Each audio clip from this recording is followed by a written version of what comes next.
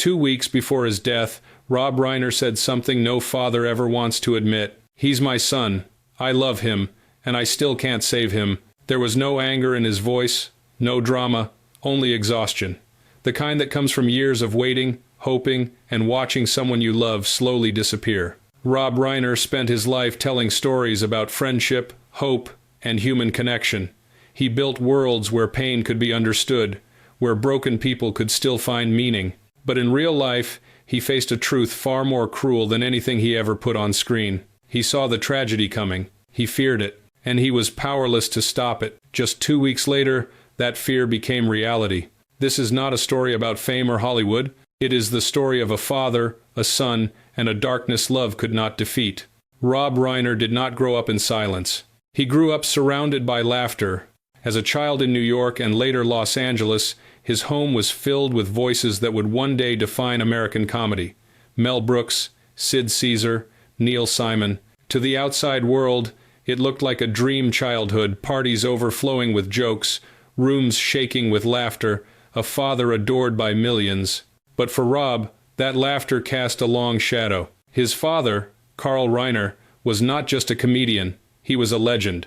And growing up as the son of a legend meant learning very early that being good was never enough. You had to be exceptional or invisible. Rob learned to watch quietly from the corners of rooms, absorbing everything, saying little.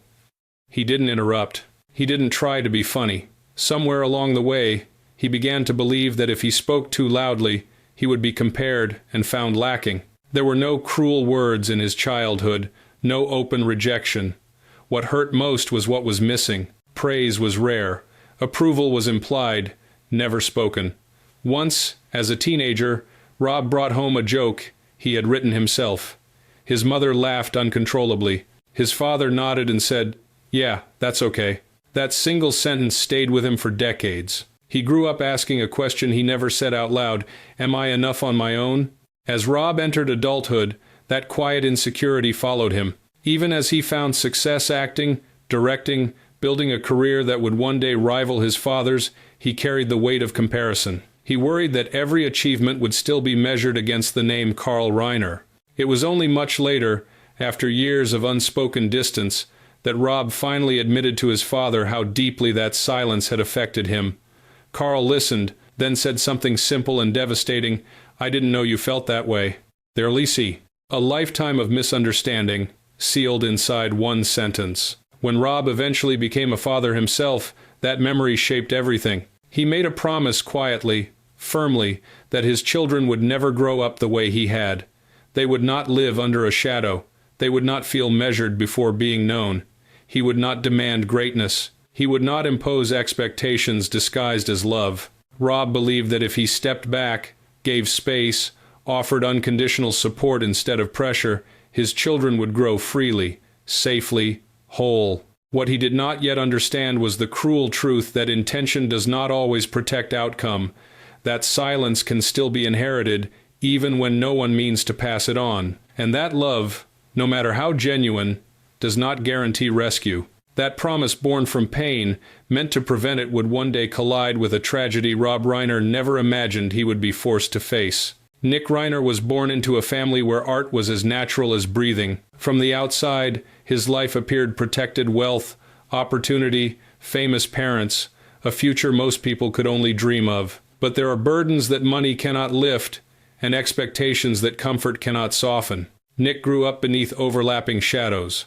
Above him stood his father, Rob Reiner, a director whose films shaped an entire generation's understanding of childhood, friendship, and hope. And towering even higher was his grandfather, Carl Reiner, a legend whose name carried decades of laughter and cultural weight. In a family like that, being ordinary could feel like failure before you even spoke. No one needed to say it out loud. The pressure existed in silence. People smiled when they met Nick. That's Rob Reiner's son. Very few ever asked who Nick actually was. As he grew older, that silence began to hollow him out. While his siblings gradually found paths of their own, steady, defined, quietly confident, Nick drifted. He tried different directions, stopped, turned back, tried again. Each pause felt heavier than the last. For others, the Reiner name opened doors. For Nick, it became a maze with no clear exit. He later admitted something that explained everything. He didn't feel like he had an identity of his own. He wasn't rebelling against his family. He was trying to disappear from it. Alcohol entered his life early, around the age of 15. At first, it looked harmless experimentation, teenage restlessness, nothing dramatic enough to cause alarm. But alcohol was only the beginning. Other substances followed quietly, almost politely, slipping into his life without spectacle. For the first time, Nick felt something rare: silence.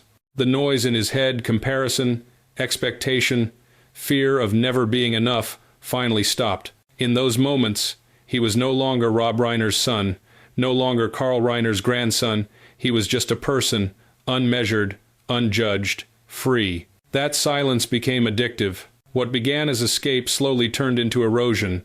Nick didn't collapse overnight. He faded, came home later, spoke less, avoided eye contact. Family dinners became rare. Conversations shortened. There were no explosions, no dramatic confrontations, just the quiet retreat of a young man stepping further away from his own life. Rob noticed. Of course he did. When he finally confronted his son, there was no shouting, no anger.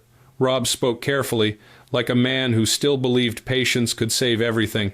Nick listened, nodded, said the words parents cling to. "I understand. I'll try." But even as he said them, his eyes carried something else: uncertainty, fear, and the exhaustion of someone no longer sure he could save himself. Rehabilitation came next, then another, and another. Each time Nick entered treatment, Rob waited, quietly, faithfully. Each return brought hope, small, fragile, easily broken. And with every relapse, that hope didn't shatter all at once. It wore away, slowly, painfully, through silences that grew longer and promises that grew thinner. Rob would later say that becoming a parent teaches you something no one warns you about. You learn how to hope, and then you learn how to lower that hope so it doesn't destroy you completely. What he didn't yet know was how far this road would go, or how much darker it was about to become.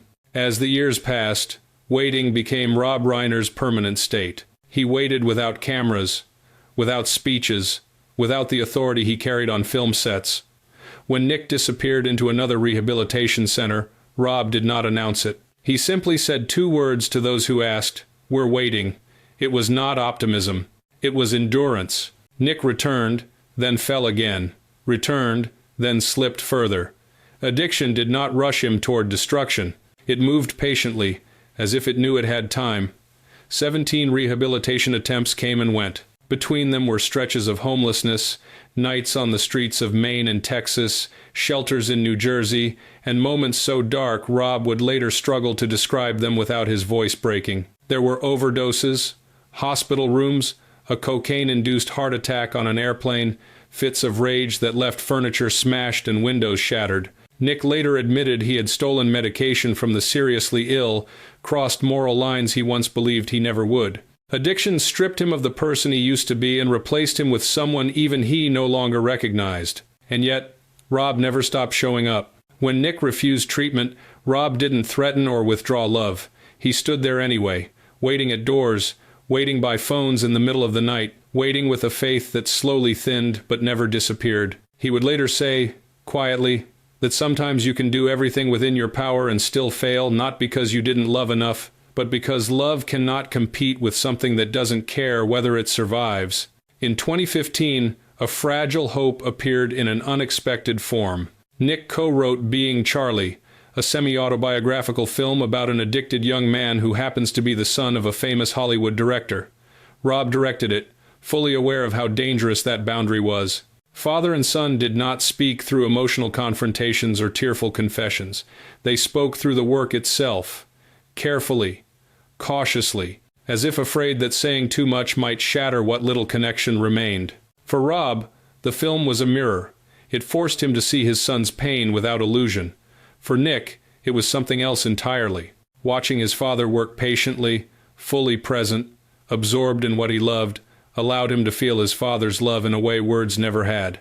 There were no lectures, no instructions, just presence. For a moment, it seemed like understanding had finally arrived. But understanding did not bring rescue. Being Charlie did not save Nick. The addiction did not loosen its grip. The relapses continued. The phone calls came at night. Driving through darkness became routine. Rob once confessed a truth that cut deeper than any critique of his career. "I can direct a film, but I can't direct my son's life." It wasn't bitterness. It was acceptance. Looking back, the cruel paradox became impossible to ignore. Rob Reiner spent his life creating stories where lost boys find their way home, where friendship redeems pain, where love survives chaos. But in his own life, the questions remained unanswered. And as time ran out, Rob sensed something approaching, something he had feared for years, even though he still didn't know how, or when, or from where it would finally arrive. In the end, Rob Reiner's story is not about failure. It is about the limits of love. About a father who waited, hoped, and showed up until there was nothing left to give but presence. Some tragedies do not come from neglect, but from battles no one wins alone. If this story moved you, take a moment to sit with it. Share your thoughts in the comments below. And if you believe these untold stories deserve to be remembered, please like this video and subscribe to the channel. Because behind every legend is a human story we rarely hear until it's too late.